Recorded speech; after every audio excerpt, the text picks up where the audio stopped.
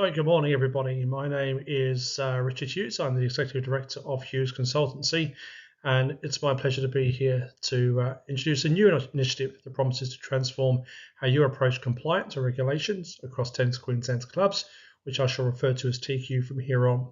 This new incentive-based compliance program is designed to motivate, recognise, and support clubs in adhering to standards. There are several reasons as to why our company is best placed to advise you on this. First, we have expertise in sports industry consulting, which enables us to address the unique challenges and opportunities of sport in Queensland. We use advanced data analytics to customise the initiative according to the needs and performance metrics of the sporting organisations involved. We develop creative and innovative strategies that not only exceed expectations but also enhance overall club performance. And finally, we have strong industry connections with key stakeholders, which will create valuable partnerships and resources for success. So you have a problem. According to your own research, just 16% of tennis venues in the 12 most prominent government authorities in Queensland are affiliated with the governing body.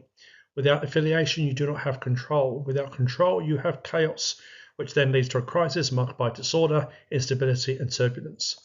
Essentially, regulatory compliance is crucial for Tennis Queensland to ensure essential funding from Tennis Australia and government grants is forthcoming, because without this income there will be catastrophic consequences.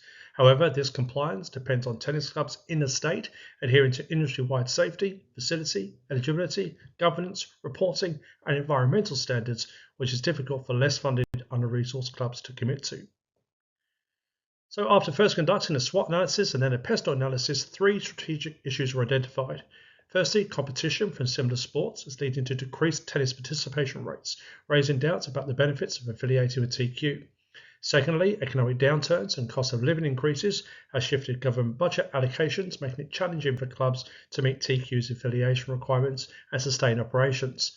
Lastly, smaller, less well-funded and less resourced clubs struggle to meet TQ's stringent regulations, compliance and safety standards.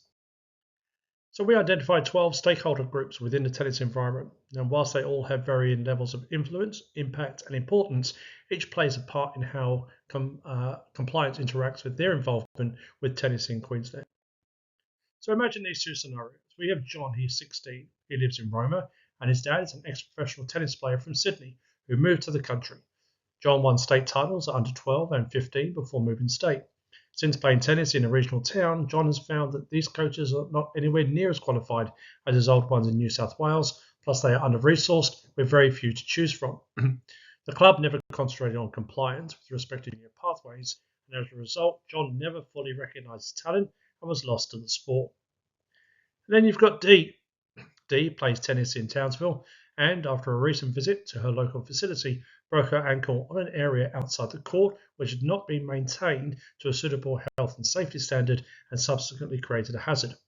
Dee took legal action, and the subsequent court case made the news and caused reputational damage to the club, the sport and the governing body by association, because it was suddenly perceived as controllable and could have been avoided if duty of care had been taken.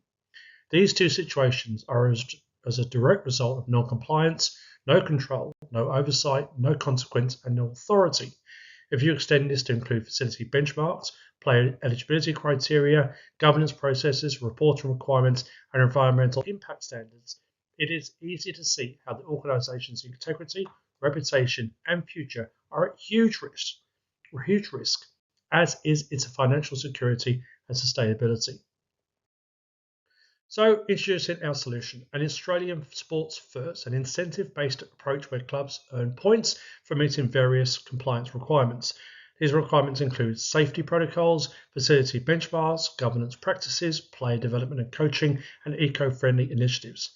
The point system enables clubs to accumulate rewards based on their performance, turning compliance into a motivating and achievable goal. The incentive-based compliance program, or IBCP as it will be known, gives TQ a competitive advantage. Compliance gets clubs rewards, and those rewards drive quality across the club. Subsequently, compliance standards are constantly surpassed, driving even more rewards, and so the cycle continues. This continuous cycle of excellence and positive reinforcement maintains TQ's competitive advantage. The IBCP also prioritises innovation by shifting from traditional compliance programs, which rely on disciplinary measures, to a rewards-based approach that encourages creative thinking and offers positive reinforcement. So to add to the innovation, competitive edge and Australian sports first of this program, we introduce another first for the industry and sport nationally, the TQ Collaborative Innovation Hub. This bespoke program, written and designed to lead from the front, will be patentable at the first available opportunity as the substance of the invention can be shown to be of technical character. The TQ Collaborative Innovation Hub is an advanced platform aimed at modernising compliance management for TQ clubs. It includes a smart compliance dashboard that provides real-time insights using cloud-based analytics and AI-generated recommendations. The centralized tool simplifies tracking and reporting, assisting clubs in effectively meeting and surpassing compliance standards. Supplementing these offerings is the Knowledge Exchange Network, affectionately known as KEN, a blockchain-based platform for securely sharing resources and success stories. It also includes a reward system that incentivizes clubs through leaderboards and achievement badges. And lastly, the Hub features a state-of-the-art virtual collaboration space equipped with VR and AR technologies, enabling clubs to engage in immersive, remote collaboration and brainstorming. These spaces support interactive workshops and real-time document sharing, overcoming Queensland's geographical limitations and promoting innovation. Furthermore, this innovation lab offers a physical and digital environment for clubs to test and develop new solutions using simulation software. This core triple technology serves as a foundation for TQ's future innovations, so protecting it from being used or copied by others is essential to ensure long-term exclusivity and maintaining a sustainable competitive advantage overall. This comprehensive approach enhances learning and compliance and elevates clubs' visibility and reputation whilst also driving strategic growth. So here is what clubs can earn through this initiative.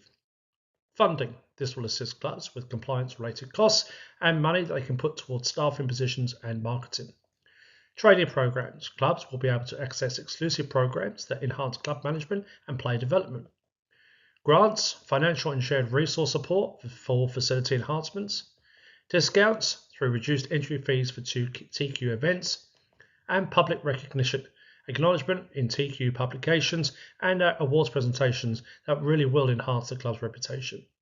These rewards are designed to alleviate financial pressures, support growth, increase the club's visibility and appeal, build on reputations, make clubs financially sustainable, and, most importantly, strengthen the brand of tennis in Queensland through the power of the group. Positive reinforcement fosters an environment where clubs are eager to demonstrate their excellence, which will increase the outcomes of the organisation and the sport. For example, there are only 16% of tennis venues in the 12 most prominent government authorities in Queensland, which are affiliated with the governing body. The initial target through this program in Year 1 is to get this to 24%, then 36% in Year 2, to have 54% affiliated by Year 3 and 81% by Year 4. Only 10% of coaches in Queensland offer online bookings and payment. This will form part of the compliance component and follow the same growth trajectory as affiliation, with the initial target in Year 1 is to get this to 15% and to surpass 50% by Year 4. And data shows that there are more than 400,000 Queenslanders who do not currently play tennis but may be interested in playing in the future. Adopting the program and embracing a high-performance environment will get us to 700,000 players by Year 4.